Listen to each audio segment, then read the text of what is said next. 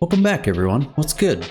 This episode is for my detailers, my themers, my scenery nuts, and we've even got a little bit for you realism and theme park nerds, aka my people. Come on into Vasquez Fields and let's get into it.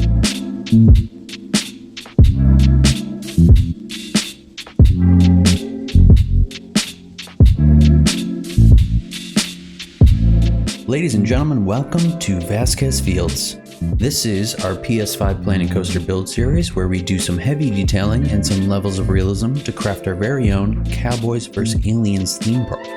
We're building this park out live over on Twitch, so if you're looking to see all the raw, live, nitty-gritty details of our builds, then hop on over there to drop a follow so you know when we're live. And if you're new to the channel and have missed out on anything so far, then don't you worry. You can head on over to the rest of our playlist to check out all of our previous episodes, recapping all that we've done thus far. And while you're at it, feel free to drop some likes, hit that subscribe button, and slap that bell so you don't miss out on everything else still to come. Our park has plenty going on already and is on its way to filling up. We've got a main street that is popping off, plenty of decked out shops, big old entrances, and parking lots, and in our last episode, we added a B&M floorless coaster themed as a spaceship crash. That was a ton of fun to put together on stream and really showcases the kind of style we're going for in Vasquez Fields. Today though, we're going to finish off our main street. We've got a lot of guests saying that they're thirsty, so in classic Old West fashion, we're going to drop in a saloon for these needy fools. And then we have one other space to fill in that I think is screaming for a ride.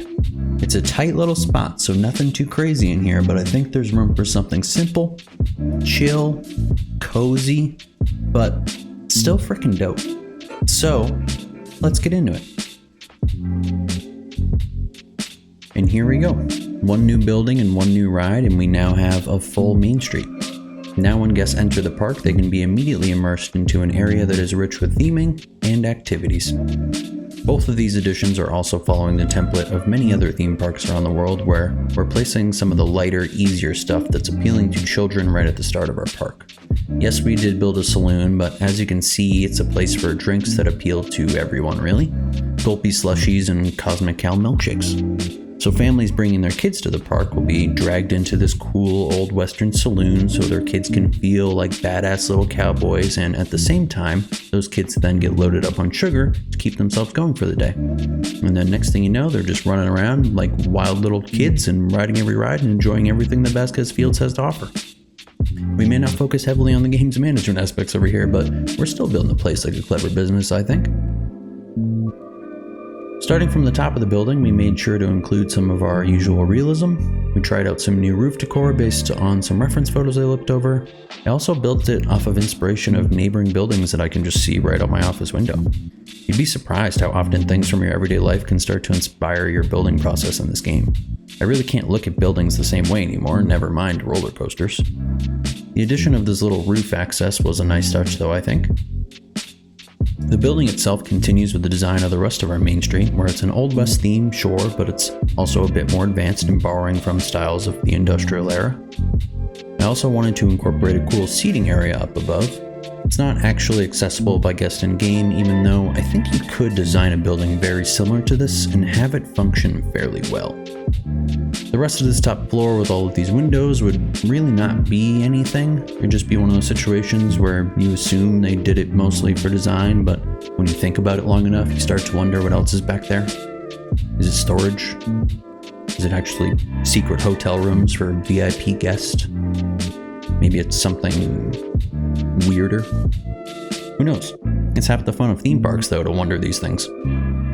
And for the bottom floor, I did just a ton of glass doors which would be closed and locked, functioning more as design than anything, with the front door matching those, but being the only real way in. For the interior, there's a bunch of pathing covered up with all this wood in here. We have functional tables for guests to use, and then I designed both the shops to be mostly covered up and then themed as fancy bars to stick with the saloon theme in here. But I did opt for matching to the color of the shops. And then we've got plenty of beams for the ceiling, some additional clutter to fill the room up, and then some custom signage I made just by combining wood signs, pillars, and some of the in-game shop signs. So that is our saloon. Hopefully that curbs some of the consistent reminders of thirsty guests, but more importantly, I think it's a beautiful building that fits nicely onto this corner and helps end out our main street. And then that left us with one more spot to fill. I knew I wanted there to be another ride here, and I knew that I wanted it to be small and geared towards kids and families. And there were a couple of options for flat rides, but nothing that was quite catching my eye as something that could fit in nicely with the rest of our main street. Another prerequisite for my decision on what to build here, though, was that I wanted to be able to not block out the sky with just another several-story building. Instead, I wanted it to be an open-air sort of design where we could see through this gap and possibly have some great eye lines of stuff that may come in behind all of this eventually. So then I started to imagine a stable. Just lots of wood posts and mostly open field, but of course, outside of merry-go-rounds, there's not much in the way of riding horses in this game. So, what if a former stable owner got in on the boom of the industrial era and invested in the advancements of transportation, from horses to cars? So then I could stick to what I was picturing, but also bring in these antique cars and not have them feel entirely out of place.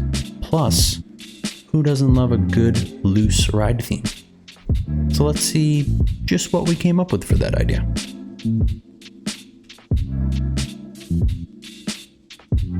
Look at the details on this one, huh? I love it. This came out exactly how I was imagining. Something I didn't really make mention of in the last section was how simple this track was.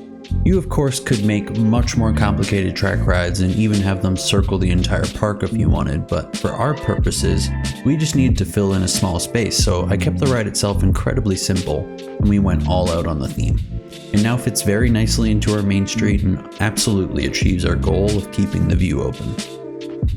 I built this custom station out of our trusty beams and columns, but then I wanted to have more of a sun cover for shade rather than a full-on roof.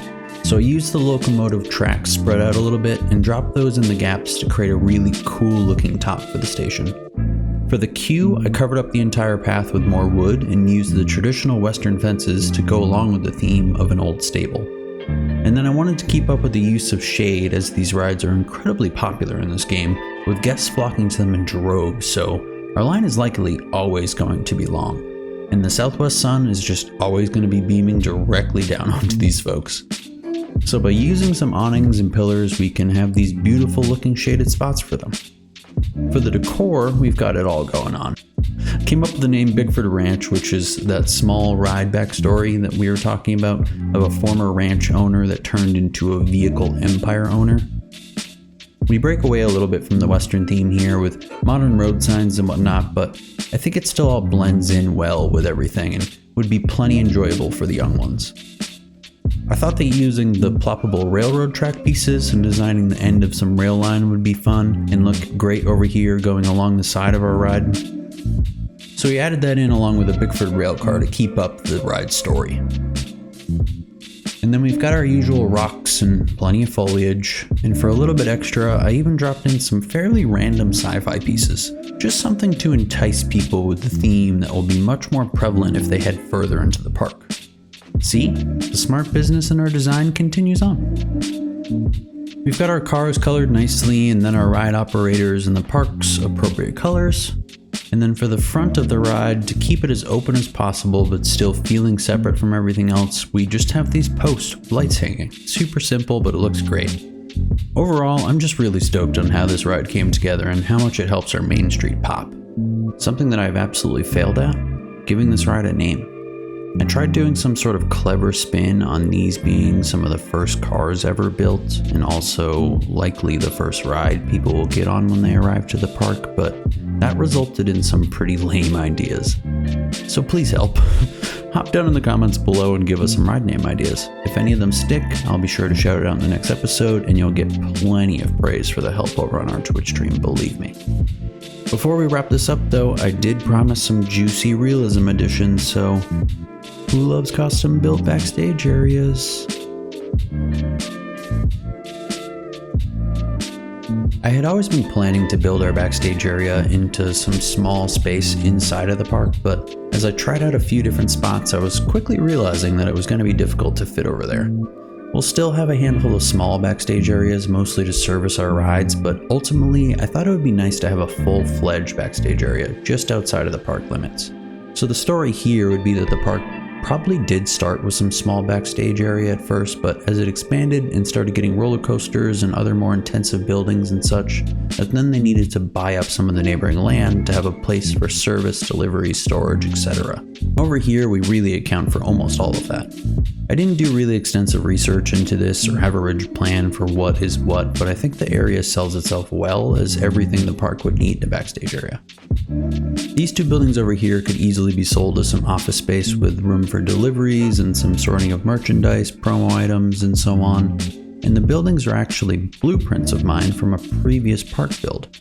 For those familiar with the stream, we sometimes do pop over to that one to take a peek. It's a movie studios park, but it was my learning park, so I hardly ever go back there at this point. It's far from finished, and it's a very daunting park with lots of stuff I would just end up cleaning up for days, so mostly I just go back there to steal the stuff I did like and bring it over to Vasquez Fields. Then we just have an assortment of larger items that are being stored back here. When I was browsing Google Earth, I actually was looking at areas just like this at real parks and could distinctively make out an area in a few of them that were just piled up Halloween decorations, so I got some of that here. Just some stuff that could easily be thrown onto a truck in October and brought into the park and add some Halloween theming. And who knows, maybe there's a future episode where we do just that. It's a ways away, so we may all forget about it in time, but if you'd be interested in seeing Vasquez Fields get a makeover on Halloween, let me know in the comments. And lastly, we got a nice little warehouse that could handle all the deliveries and servicing of our larger items, coaster tracks, coaster cars, and whatnot. We might add little details over here as we go along with the rest of the park, but for the most part, this area should suffice as our park's main backstage area.